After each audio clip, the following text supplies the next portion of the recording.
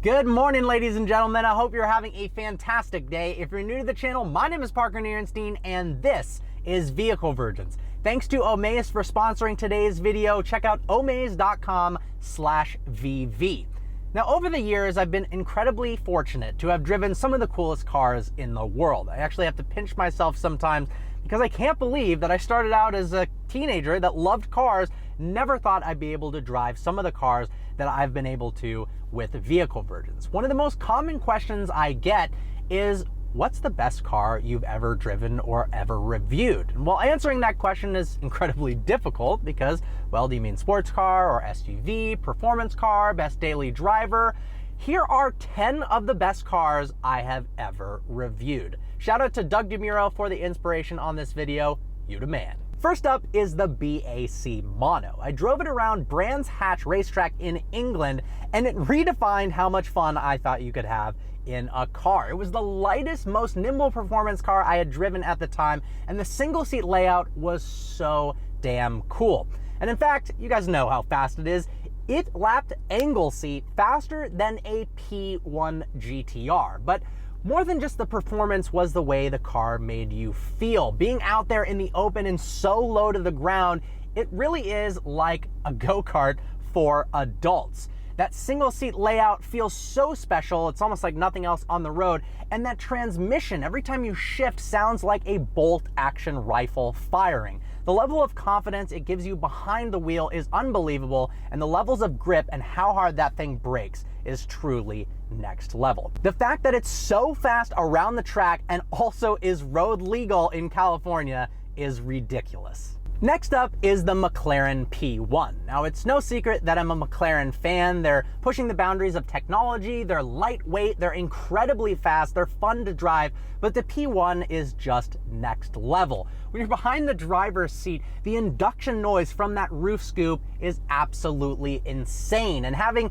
F1 technology like the iPass button and the DRS button on the steering wheel is like no other car. And while I haven't driven the 918 or the LaFerrari, hopefully I plan on doing that soon. Some gracious owners have reached out and said I could drive those cars. The general consensus is that the P1 is the most fun and engaging to drive out of the Holy Trinity. One of the most surprising things with the P1 to me was how easy and comfortable it felt behind the wheel. I expected it to seem big and scary and intimidating. I mean, it is a hypercar, but honestly, it felt like driving my 600 LT, but better in every single way possible. Every moment behind the wheel of the P1, I had the biggest smile on my face, and it is one of my all-time dream cars. The Agera RS. For many, many years, people would ask me, what is my ultimate dream car? And I would say the Koenigsegg Aero RS. And driving it was an out of this world experience. It was the most violent, scariest experience I've ever had behind the wheel in a road car. The sounds it makes are so aggressive. It is so loud behind the wheel that it's actually truly overwhelming. Now, it doesn't have the fastest gearbox in the world, but that single clutch gearbox kicks you in the back so hard in between shifts, it is actually unbelievable. And the levels of acceleration are so rocket ship-like that, you know, typically when I drive a fast car, I start laughing. I drive a really fast car, I'm like half giggling, half scared. This car, when I floored the gas, I didn't make a sound. My eyes widened and I was so focused on the road that it took me a solid 30 seconds after letting off the gas to actually react to what had happened. Surprisingly, it put the power down much better than I was expecting. I absolutely loved every second behind the wheel of the Agera RS. The one I drove was called the Naraya, and it was covered inside and out with real gold. Real gold as an accent in cars.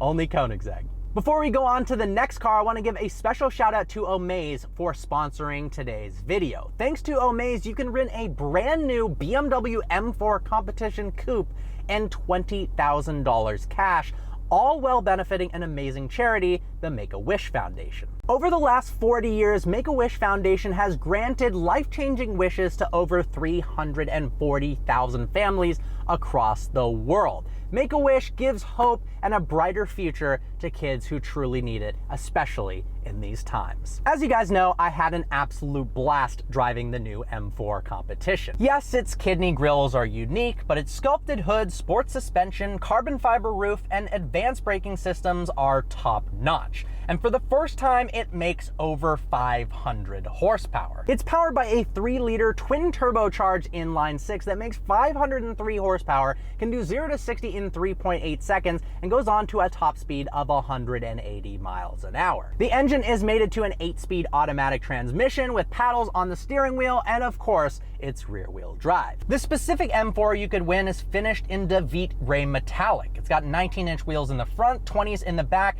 has epic carbon sports seats. It's also got a heads-up display, merino leather, and carbon throughout the interior, and the 16-speaker Harman Kardon sound system. To potentially win a new M4 competition and $20,000 cash, as well as support the Make-A-Wish Foundation, go to omaze.com/VV. Next on the list is the Bugatti Chiron. If I won the lottery tomorrow, that's the car I would buy immediately. It is the most comfortable, easy to drive hypercar there is. And because it was designed by Volkswagen Audi Group and had so much R&D put into it, you can actually drive it a bunch of miles relatively trouble-free. And same thing, unfortunately, cannot be said for a lot of the smaller hypercar manufacturers. And, you know, it's hard to complain about a 1,500 horsepower W16 engine with 4 turbos. The most surprising thing to me was it felt a lot more nimble and more fun to drive around corners than I was expecting. You visualize it as this kind of smooth Bentley-esque experience, and while that's true to a degree, it also handles very, very well. And it's the first car where I've accidentally gone way faster than I wanted to go. I was trying to just do a little pull when I was getting on a freeway on-ramp. I looked down and I was going 150 miles an hour. And I did not mean to go 150 miles an hour. Was a lot of fun though. And that car garnered more attention than any vehicle I've ever driven. When I went to a gas station, I could hardly fill the car up. Everywhere you went, you were surrounded by people screaming, "Oh my God, it's a Bugatti!" Seriously though, it did not disappoint. Driving the Mclaren Senna in Portugal is an experience I will never forget. I remember being a little bit nervous because, well, you're on a racetrack and of course you want to go fast, but I'm in a $1 million hypercar. I was very much shocked. It was easy to drive and the braking performance was like nothing I had ever experienced. And the high-speed stability was out of this world. The cornering ability, the grip was truly phenomenal, and everything comes together in such an amazing package. Some people don't love the way it looks, but honestly, as an engineer and a car nerd, I love the way the Mclaren Senna looks. Like the P1, it didn't feel big and scary because it was a hypercar. It simply felt like a 720S or a 765 LT turned up 20 notches. It was so aggressive, the suspension rode so rough, and I love those see-through windows in the doors. Next up is the E63S AMG. Almost every other week, I miss that car and think about getting it again. It was the best daily driver I have ever owned. Its mix of practicality and performance and a brilliant interior are seriously unmatched. The ambient lighting inside that car, the infotainment system, the leather, everything just worked so very well. Of course, you've got drift mode, which was so much fun. I launched that car hundreds of times flawlessly. It could keep up with most supercars off the line. You could drive it around the track, have a bunch of fun, and you could also do 1,000 or 2,000 mile road trips. And of course, it'll have a special place in my mind taking European delivery and traveling around Germany, taking it to the Nürburgring and doing some videos with Shmi. The Speciali Aperta was also one of the best cars I've ever driven, reviewed, and owned. That V8 sounds like nothing else. It's absolutely glorious, and it had the highest horsepower per liter of any V8 engine of the time and had a little badge saying Engine of the Year award. It was such a drop-dead gorgeous car. Every time I looked at it, I was absolutely blown away. But one of the most surprising things was, because of the side slip control, It was one of the best cars to drift I've ever experienced. It had so much balance, and because it was naturally aspirated, that linear power band, it was really easy to control slides, and I had an absolute blast. Now, I'm sure the Speciale handles a little bit better. It's got more stiffness, a little bit lighter because it doesn't have that drop top, but there's something about dropping the top in the car, being able to listen to that V8, feel the wind in your hair, that is truly a special experience. The 2001 Aero's F1 car was the most extreme automotive experience I have ever had. I was in Dubai at the Autodrome and lucky enough to get the keys to a retired Formula One car. Now, it was slightly detuned, but the power to weight ratio on this vehicle was mind-bending. The levels of grip were far beyond anything I was capable of. It just had more and more and more grip, and honestly, I don't think my body could have handled the G-forces, and my mind couldn't wrap around how quick you could actually go. At high speeds, the acceleration felt like a rocket ship. I believe I hit somewhere around 200 miles an hour on the straightaway, and it was absolutely terrifying. The experience was as much mind-bending as it was emotional. When I got out of the car, I actually felt like I had been through battle. I was both in love with the car, terrified, and glad to be alive all at the same time. But I will absolutely never forget my experience behind the Aero's F1 car. When I hit those brakes for the first time, it actually felt like my eyeballs were gonna rip out of their sockets. The RollsRoyce Cullinan launch drive event was some of the most fun I've ever had filming for Vehicle Virgins. We were given the keys to a slew of RollsRoyce Cullinans and a shut down ski resort and told to summit the mountain. We had a professional Rolls-Royce driver in the passenger seat, which at first you're like, oh man, he's gonna limit me. I'm not gonna be able to push it as hard as I wanted to. Nope, the opposite happened. He was like, go harder, it can handle more, it can handle more. And I was blown away by the off-road capabilities of a Rolls-Royce. It was actually unbelievably fun.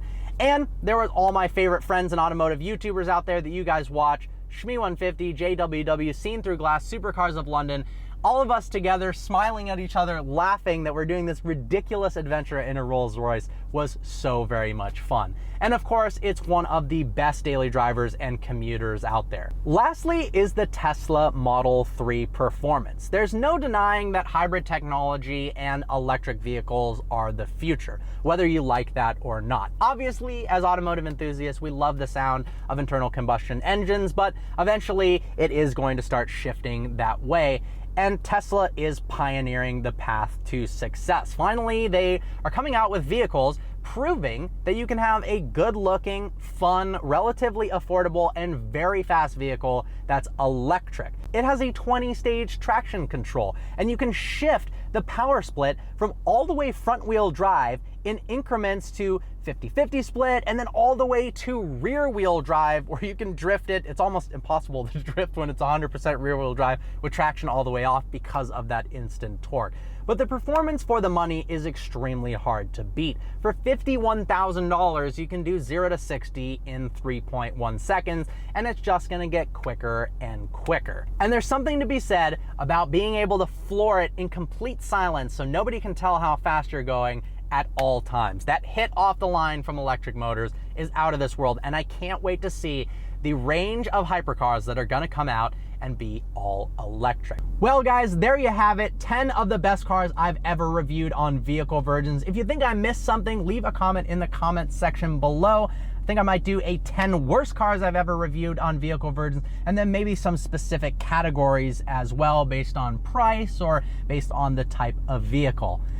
Once again, special thanks to Omaze for sponsoring today's video. Head to omaze.com/VV. Look forward to seeing you guys next video.